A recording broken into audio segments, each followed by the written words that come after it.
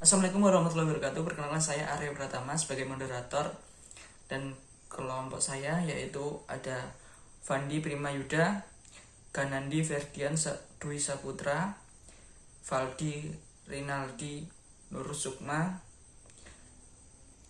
yang terakhir Riki Triputro PS.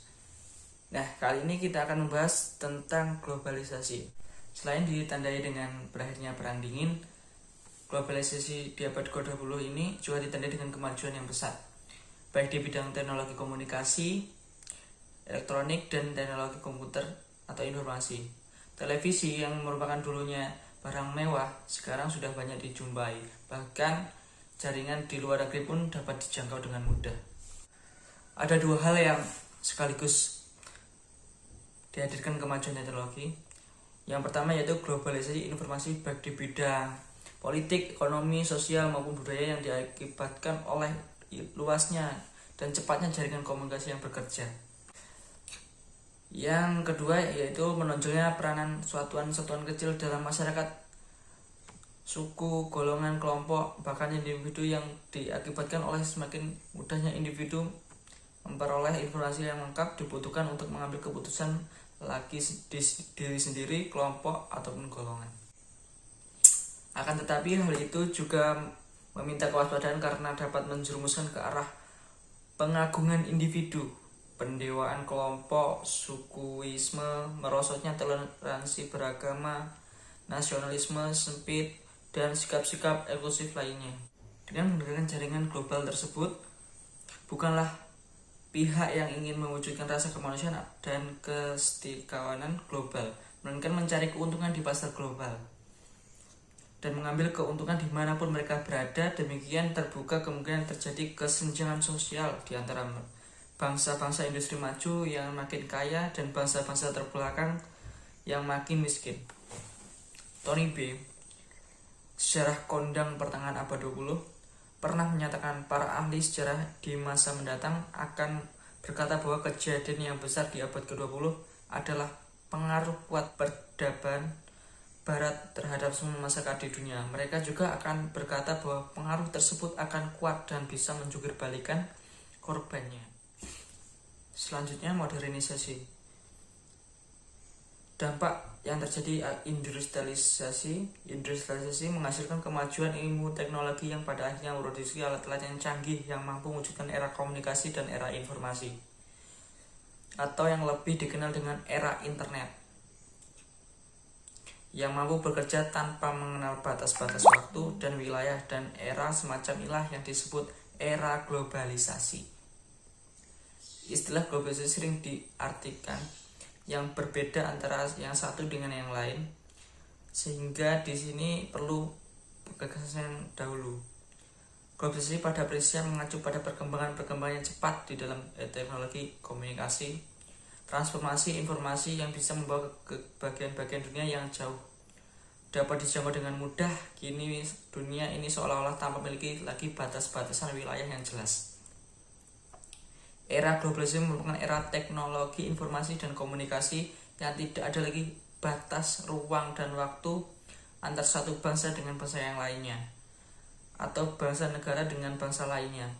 Demikian pula, memajukan teknologi transformasi menyebabkan mobilitas manusia yang lebih tinggi dari satu tempat ke tempat yang lain.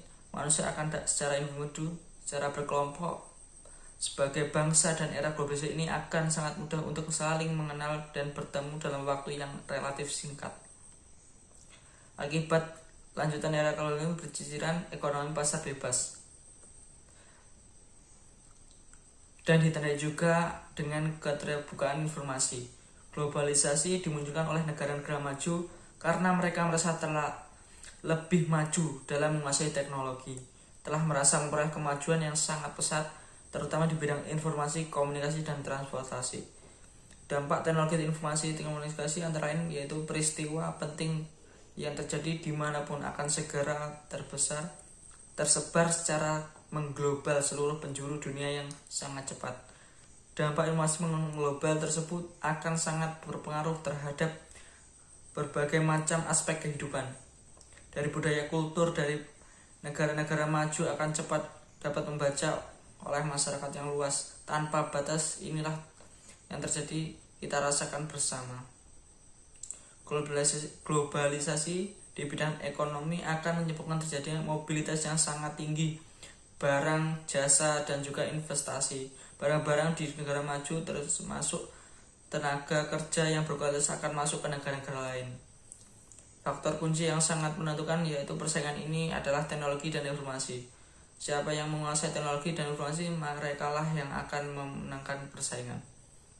Perdagangan akan sangat ditentukan oleh kemampuan nyata dalam menghasilkan dan mendistribusikan serta memasarkan berbagai produk yang dapat diterima oleh konsumen. Persaingan bebas akan terjadi, pasar akan semakin membesar dan mengglobal.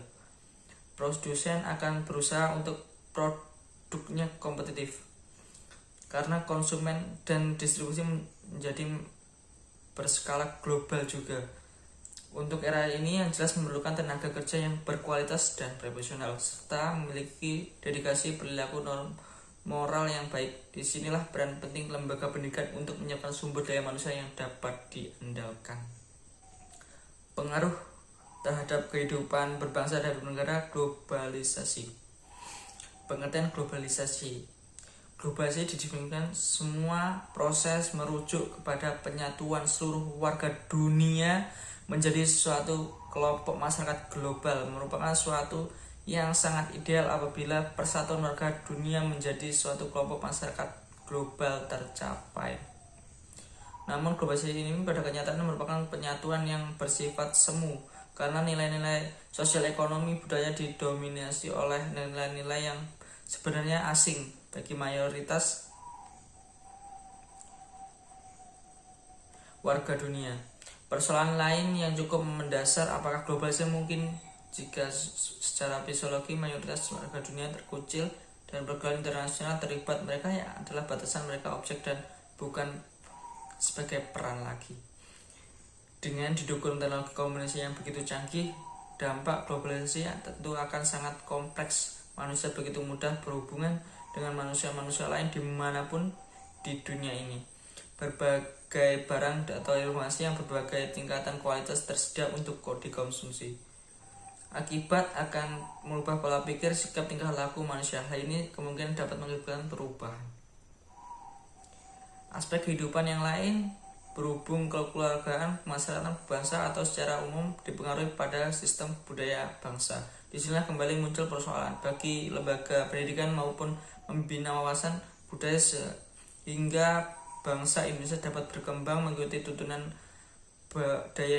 budaya zaman, namun tetap mampu menjaga nilai-nilai luhur sebagai pribadi bangsa. Oke, sekian. Selanjutnya dilanjutkan oleh Mas Fadli.